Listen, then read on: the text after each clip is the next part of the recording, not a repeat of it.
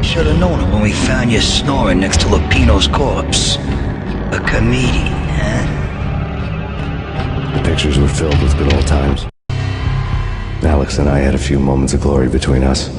Crime-fighting comrades, the best in NYPD DEA collaborative team. Good-hearted macho bullshit like that. I would have given anything to have him here as my backup. No such luck. No luck at all. Michelle looked at me from the photo. The Payne family. Happiness captured in a Polaroid moment. I had thought it would last forever, till death do us part. I didn't want to think about it. As long as I didn't, it could never happen. But I had broken my own rule. The thought had already slipped in. Fear was rusty needles poking at my brain. Cold and scaly, it slithered down my chest.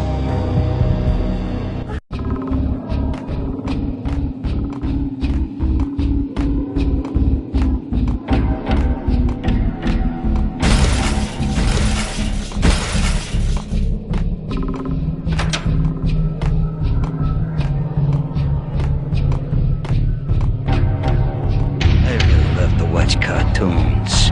Captain Baseball Bat Boy's my favorite.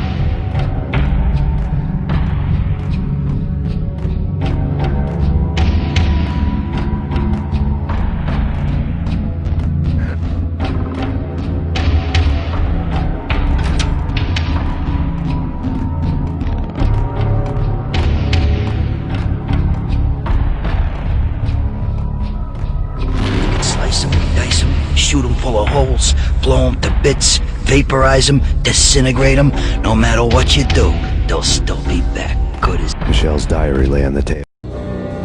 Michelle was working part-time in the district attorney's office. Her diary was open on today's entry, her handwriting all pretty curves. An army dossier found its way to my desk yesterday. Valhalla? Isn't that a Norse myth? Something about Vikings? I tried to tell Max about it, but he was busy, that cute frown on his brow.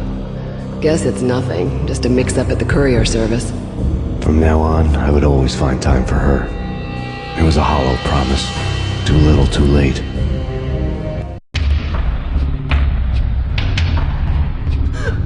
Max, no, please, Max. Why? I didn't mean to. I'm sorry.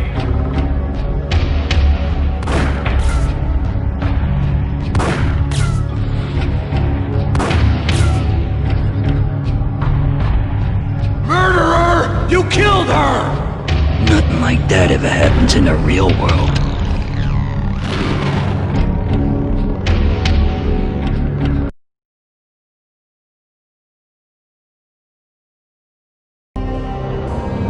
I woke up in a bad dream. My head felt 2 sizes too small for my brain. Max Payne. I envy your name. And the killer was smiling. Pleased to meet you. I'm Frankie the Bat Niagara. Niagara, as in you cry a lot? He had a baseball bat and I was tied to a chair. Pissing him off was the smart thing to do.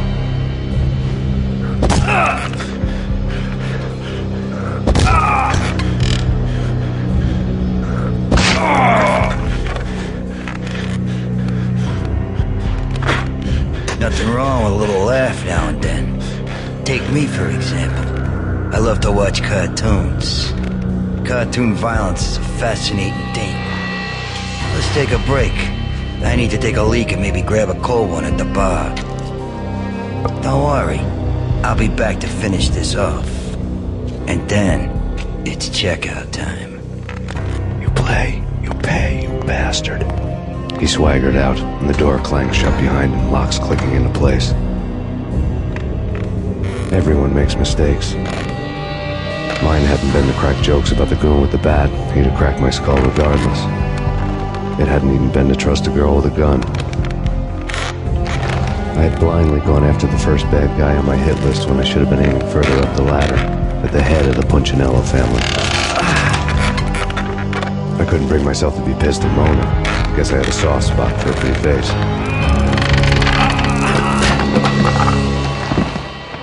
But when somebody decides to play baseball with your head, you tend to get sore. They had dragged me back to the basement of Lupino's hotel.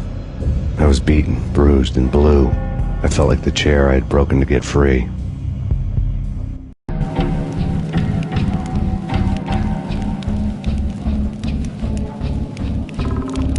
All I had was Niagara's bat, sticky with my own blood.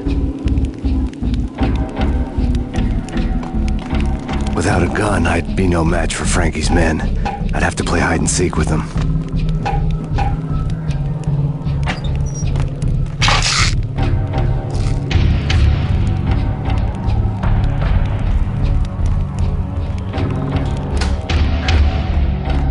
It's Frankie's turn. We'll take care of it. Go Evans. It's Frankie's turn. Yo!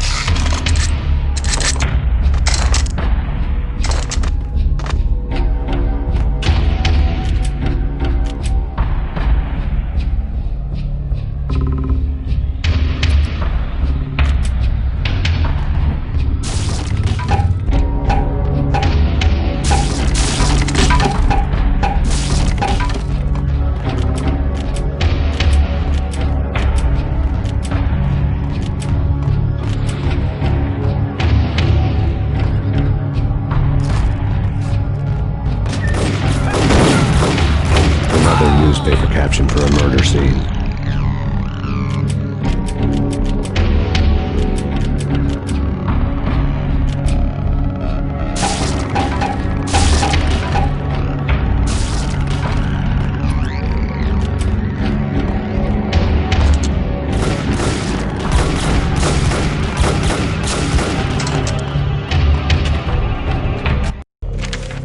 Frankie had left his calling card, a Captain Baseball bat boy strip, next to a sewer passage filled with bodies. You'd better not mess with Captain Baseball Bat Boy. Even my archenemy, Bicycle Helmet Girl, swoons at the sight of me. Aha! There were enough corpses to put a mass murderer to shame.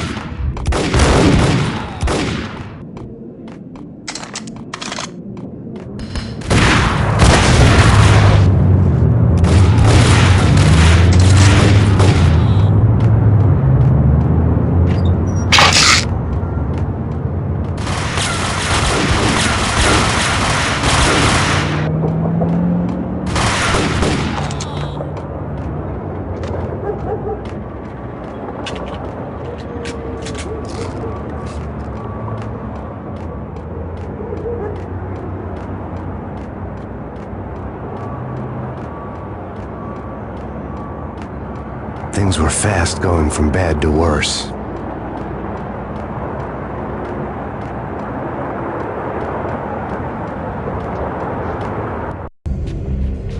The men in blue had come and gone.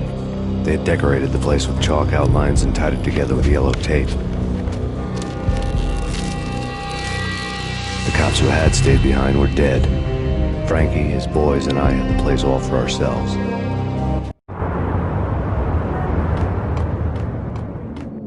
Just forget about it. Just forget about it. Hey, just forget about it.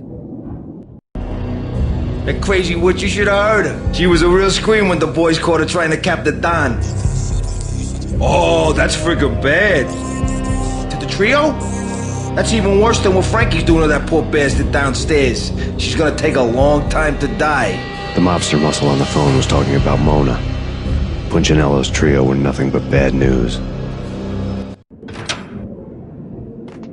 It's Payne!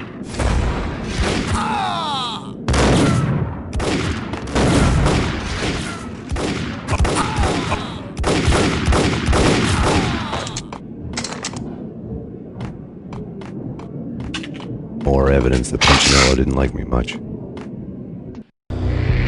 The fact remains that all the victims so far identified in the Ragnarok shooting have been known criminals, many of whom had large doses of V in their blood. Reliable sources say that Max Payne was also among those killed, although no body has been recovered at this time. Reliable sources. That meant somebody thought the Mafia had me, didn't want the cops snooping around anymore. The body would be delivered to them barely recognizable. Case closed. Don Punchinello had the power to be that reliable source, which was no news. But his news was old news.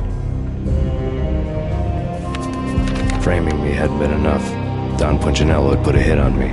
He wanted me dead, and it had been important enough for him to give written instructions to Frankie about it. Max Payne should die like a dog for the trouble he's caused. Frankie, I know I can trust you to give this matter the dedication it needs.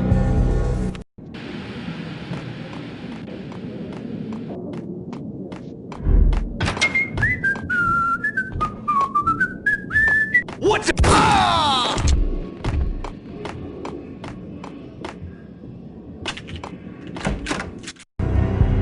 The hotel bar was fast developing quite a history. True to his words, Frankie was there, having a beer. Jesus Christ. How the hell did you get loose? Got bored waiting. Thought, what the hell, we could just as well finish this here. Fine by me.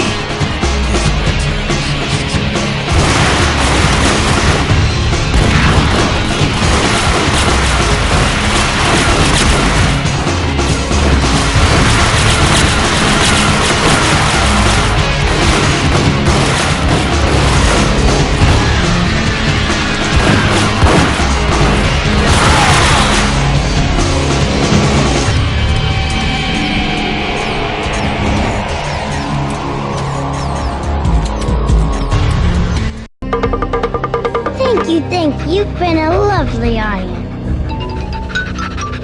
had enough? I don't play with girls anyway. Unfair! I spotted the tail as soon as I left the hotel. A big black Mercedes. I'd seen the car before. That time it had heralded impressive explosions. Vladimir was back. Bang! You're dead, Max Payne. I might have laughed if I remembered how. What's this supposed to be? Cops and robbers? Look, you want something with me? Get in line. Peace, man. Relax. You know you are a real news item. Armed and dangerous. I am going to make you an offer you can't refuse. I've always wanted to say that. It's a bum rap. I've been framed. Well, that's a moot point. Whatever you did or did not do, I'm sure you had good reason for doing it. Want to hear me out? I'm listening.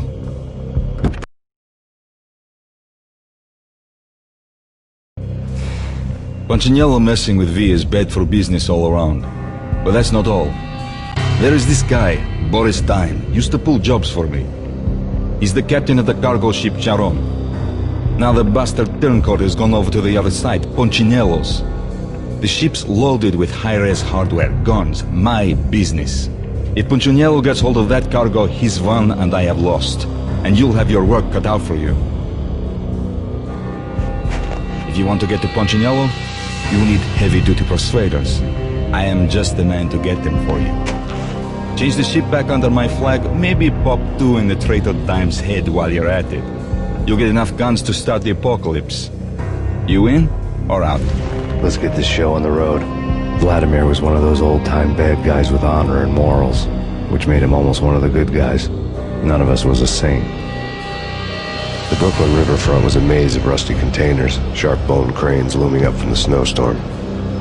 On a night like this, you couldn't help but think of the dark army of dead men sleeping with the fishes, cement shoes in line.